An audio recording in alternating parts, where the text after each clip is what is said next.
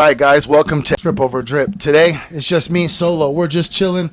We're just hanging out. I'm going to go a little bit in depth about who I am, why I'm here, what I'm doing, what's going on. Let's get into this. So I guess I just want to explain a little bit about who I am, where I came from, what's going on with me, and then we'll go move forward. Like I said, I don't know what I'm doing. I'm just sitting here in front of the camera trying to talk to you guys and let you guys know what's up. I have a platform on Facebook that I'm trying to move over to YouTube because the idea and the end goal is to be able to have a full functioning regular podcast that happens just like all the big names you see. Theo Vaughn, Joe Rogan, Patrick Bet-David, Full Send, all them guys. You know what I'm saying? That's the end goal. And I guess I give a little bit of a backstory about me. So I'm 37 years eternal. And I say eternal because I'm not old.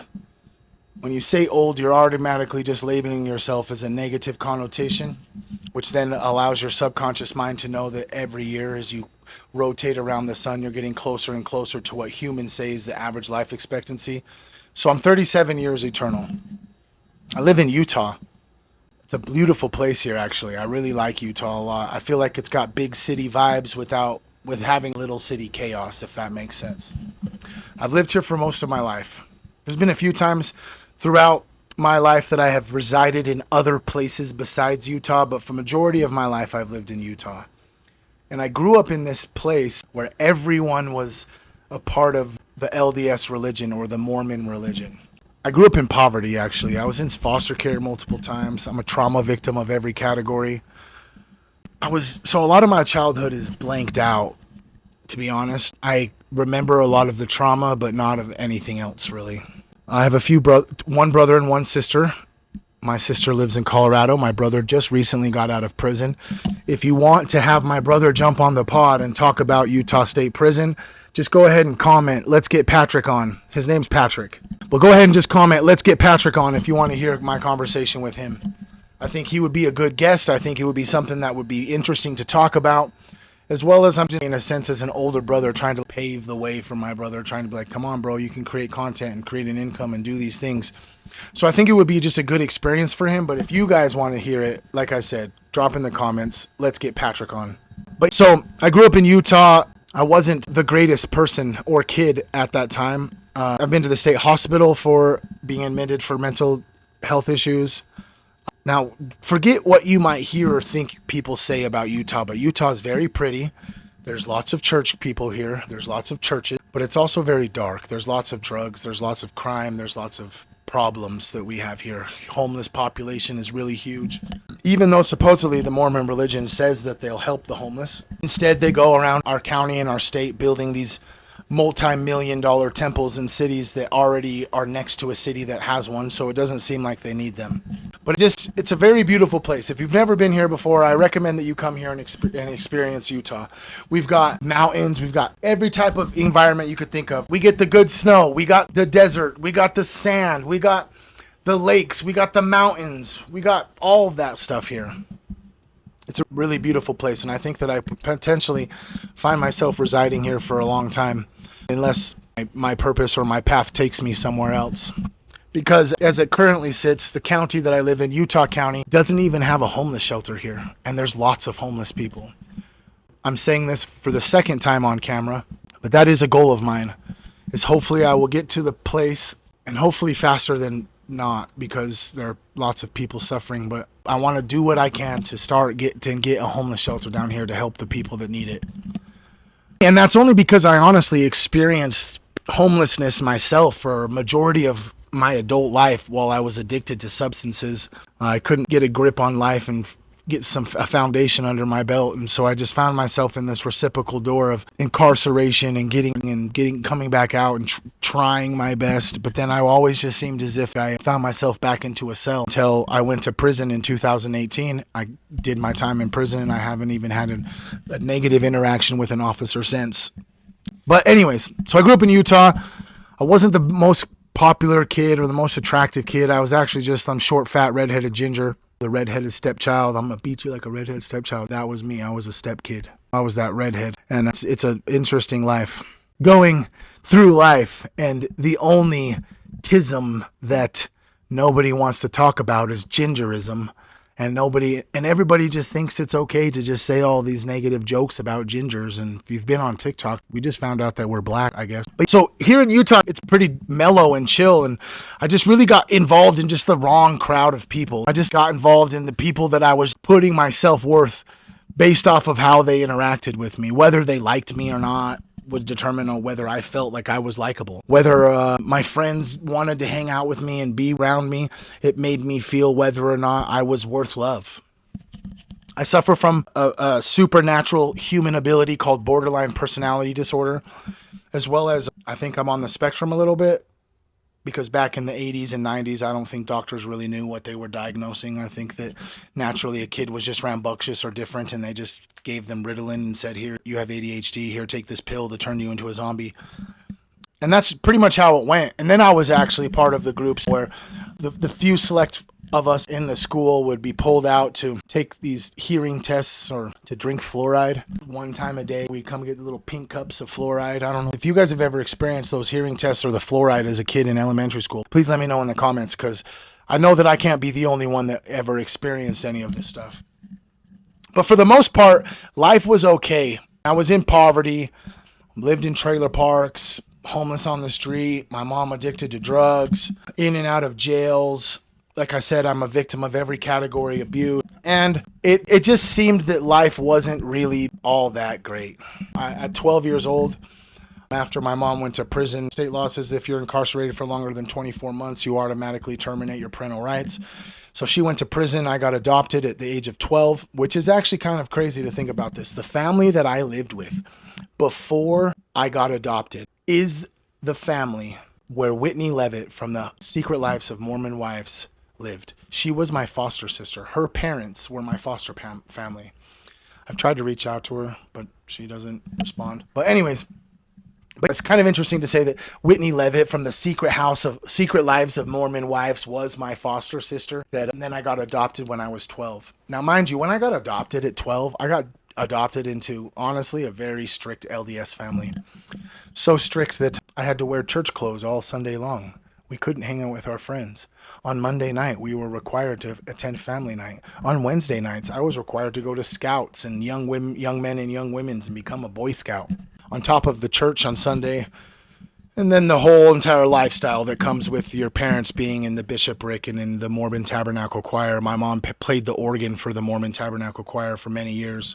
My dad was a professor at BYU for 40 years, for a very long time. Not 40 years probably, but he was a physics professor at BYU for a long time. And they did their very best.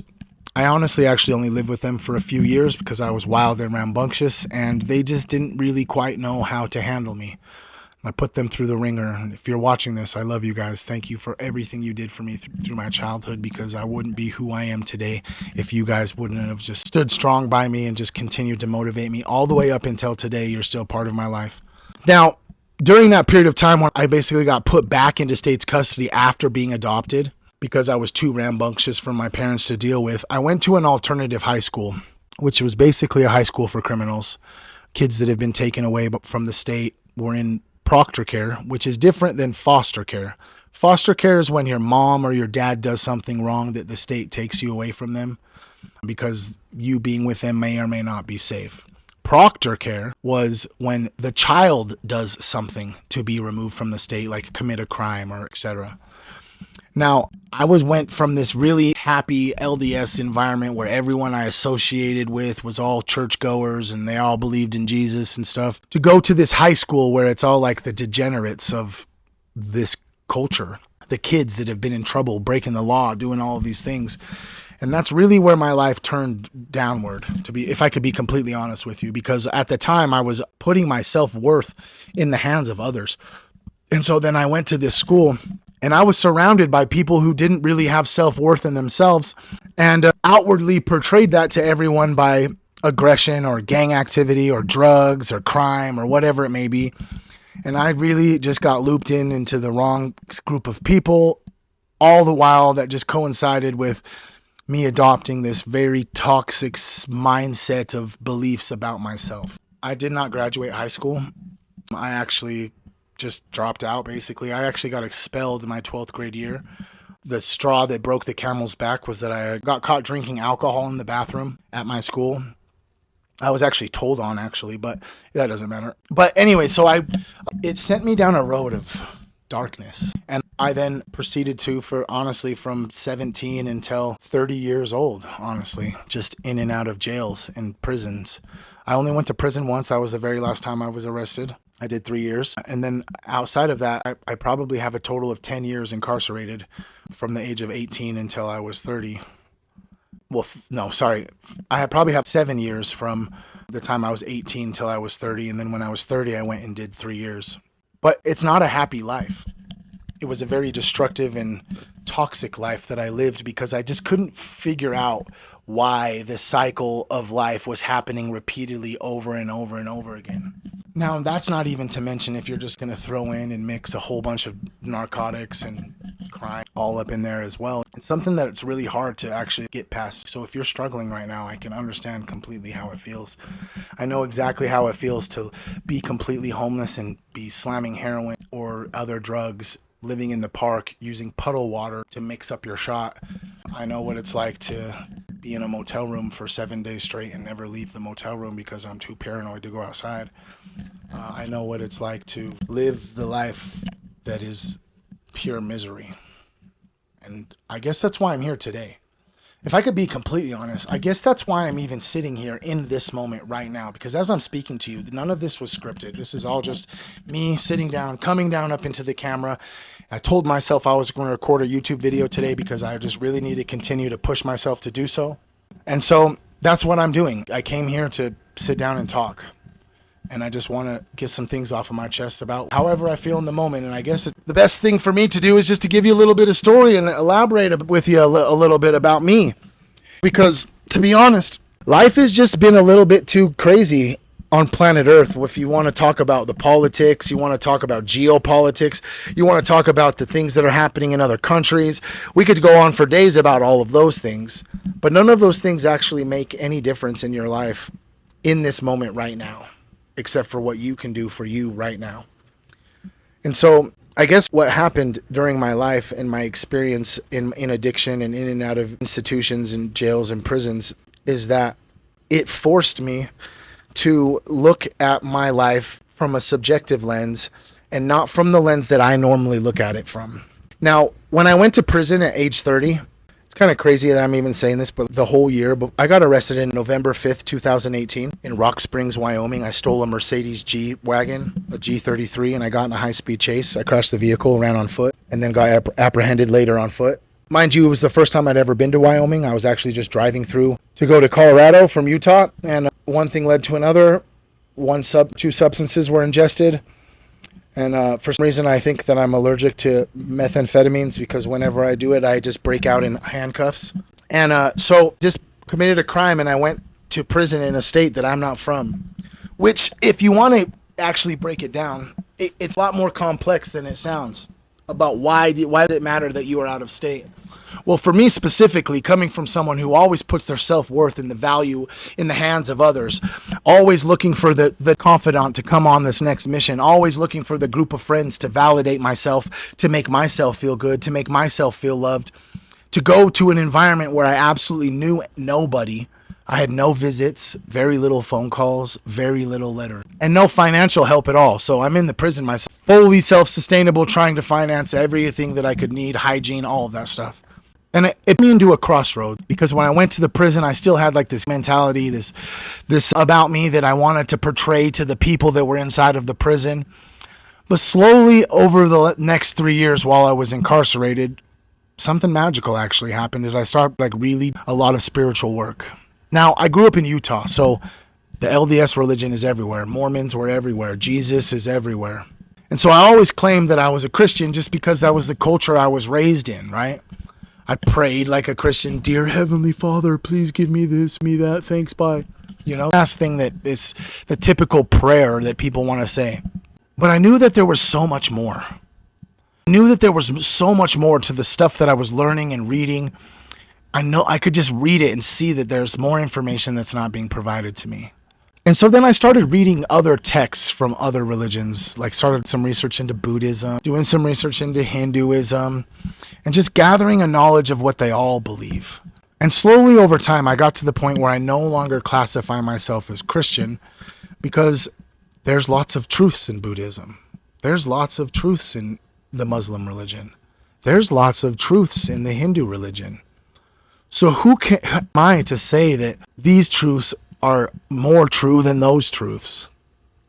Why can't they? They're all just true.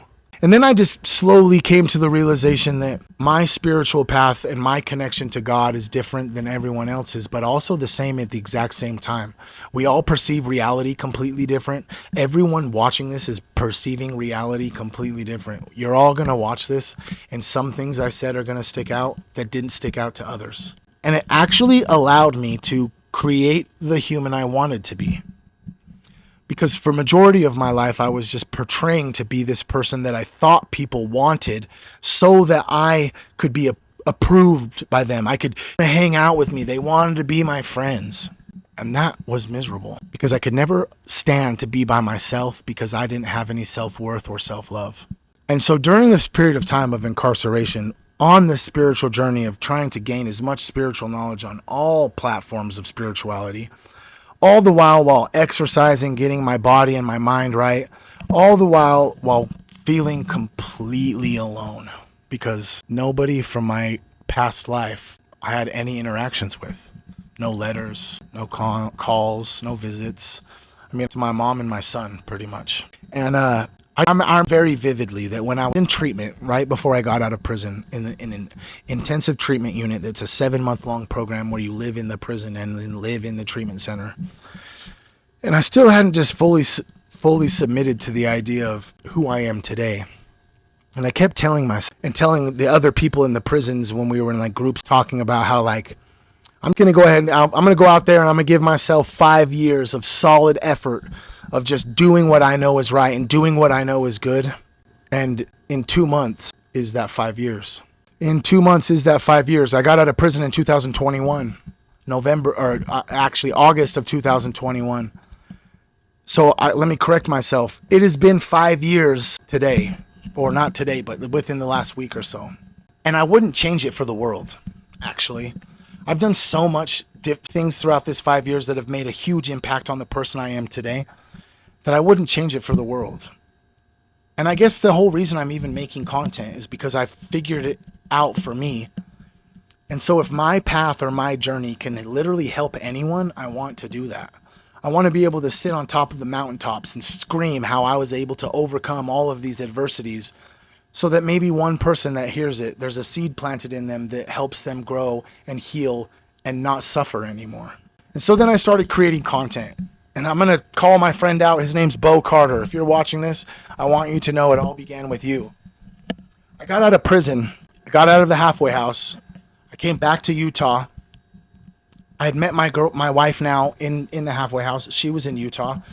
She would drive from Orem, Utah to Cheyenne, Wyoming, which is like an 8-hour, once a month, the whole time I was there to come visit me for the weekend. What a trooper. I knew she was a keeper way back then. Hello. I'm recording a YouTube video. I love you. I'll call you back when I'm done. Bye-bye. And so when I got out of prison, I actually just started making these little funny videos on TikTok because a friend of mine named Bo was making TikToks, and through the grapevine, I don't know if this is even true. I've never even asked him about this, but I heard that he was paying TikTok for views because you can like go and pay a little bit of money and they'll guarantee you get X views. And during that period of time, my ego set in and was like, I'm fucking cool enough to get views and followers. I don't need to pay nobody. So then I just started making content. And over the last 4 or 5 years, the content has quite evolved into very conspiratorial content, into very spiritual content. Mostly because I've just come to realize that all the conspiracies that I've ever actually thought were real are real. There's not a real reason there's not a real avenue for conspiracy anymore because we're all kind of conspiracy theorists, aren't we? Isn't there some conspiracies that are just too compelling to let go? Like maybe the moon or the creation of man, the Anunnaki, COVID, Jesus is a conspiracy all in himself. Just all of it, all conspiratorial. There's in everything. There's truths that aren't told to the public. There's things that are withheld from us so they can control the masses or control the information. And so there's no necessarily need to be a conspiracy theorist every single day on the internet. There's plenty of those people, and a lot of those people are putting out fictional things for clickbait and for likes and comments and stuff. And so I started to transition into this more of a being, because I feel like more and more God has embodied himself within inside of me. As my channel continued to grow and get bigger and bigger and bigger, I came into a crossroads many years ago where I actually had to radically accept that there was lots of people watching me, and this number that says next to my followers was getting so big that I felt compelled to make a decision. I felt compelled to make a decision on, if every person on the planet listened to me, what is it that I would want to say? And it kind of puts things, at least it did for me.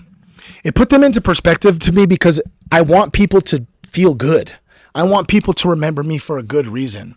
There was actually an experience, I shared this a few weeks ago on my live stream on Facebook, but where I have hernia. Basically, my diaphragm has a hernia inside of it, so it doesn't close all the way. But it caused an immense amount of chest pressure and chest pain, which then translated into me thinking that it was something with my heart and that I was going to die for like an entire year.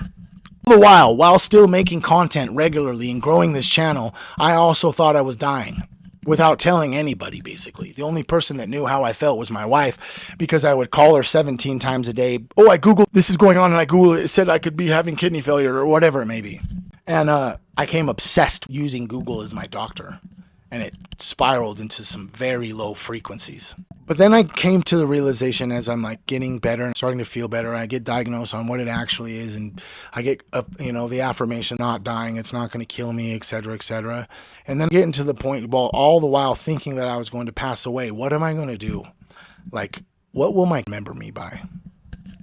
Who will even show up if I had a celebration of life? And what would those people even say? And if I wanted to leave something with humanity, what would it be? And then my entire life changed. And I started preaching God. Not the God that everybody else preaches. The God that you are. The God that I am. We are all God.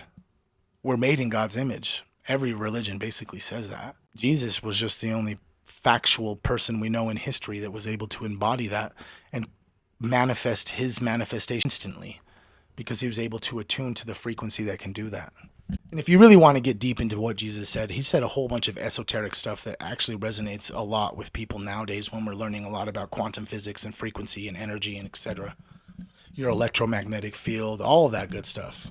I guess I'm going to interject real quick right now and just give you guys the opportunity to drop in anything you guys would want me to talk about. Go ahead and comment anything you would be interested in me deep diving. I have quite a bit of people that I want to jump up on here and to interview, because really I'm going to use my podcast mostly for this. Once a week you're going to get just me, and once a week you're going to get me talking to somebody else.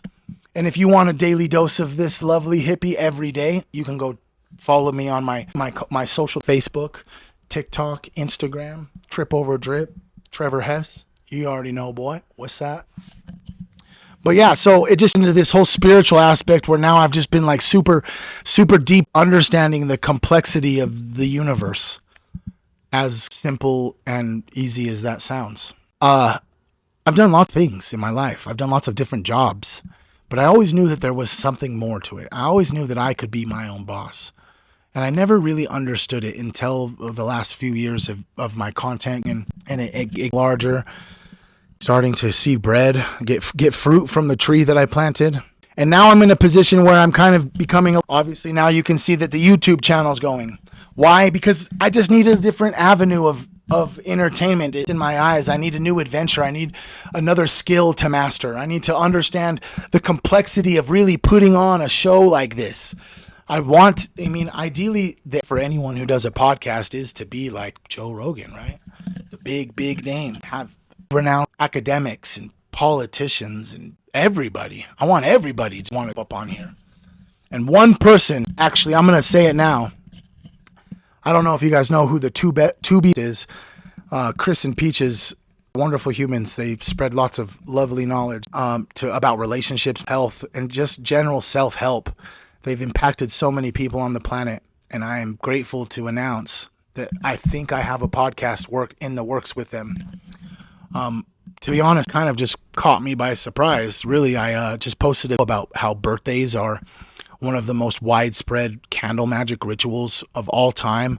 That basically you just light a candle, chant the same phrases a bunch of times, make a secret wish that you never repeat. That sets the intention. You blow out the candle, and then guess what? Boom, all of a sudden you're 1 year older. And every single year you do that, you subconsciously and consciously acknowledge that you're getting closer to this 80 years where us humans naturally pass away at that time. On average, we pass away at that time. So every year that you actually have a birthday and you celebrate that birthday, you're just even subconsciously telling your whole entity, your whole being that you're getting older, which then just subconsciously forces your body to break down and get older. But anyways, from this video, he reached out to me. He was like, wow, man, this is profound. And he followed me, and then we just started talking on Facebook and stuff. And he's one hell of a dude, for real. He's helped me a lot. He actually is like one big factor, kept pushing me and just motivating me just through interaction and actual motivation to say, hey, go record, go do this. And I think I'm going to Utah next month, and I'm pretty sure, I can't say for sure, but I'm almost positive it's in the works that I'm going to get these guys on the pod. So if you don't know who they are, I'm going to drop a link to their page in the you can go check them out. But yeah, I don't know. I just wanted to get up on here and say what's up, guys. Like I said, I don't know what I'm doing. These solo ones, I'm not really going to plan too much. I'm just going to come up in here and chat, and I'm going to say whatever I feel compelled to say, because I walk with God and God works through me, and he is here to tell you that you are worth it, that you deserve everything and all the gold and all the joy that this life has to offer you. You just have to believe in yourself that you can do hard things. You just have to motivate yourself when you feel unmotivated. You just have to pick yourself up when you feel like you can't go anymore. And you have to wake up after you've been sad and realize that the grind has to keep going. The goals have to be you have to keep achieving those goals, because the world that we live in today is designed specifically to attack your mental health, attack your feelings, make question yourself. And that's the most profound thing, is we have the power to change reality. And slowly, as we have seen over time, things are changing. The culture is changing. People are waking up. Hopefully we're waking up for the better. Well, it's been about 30 minutes till we meet again.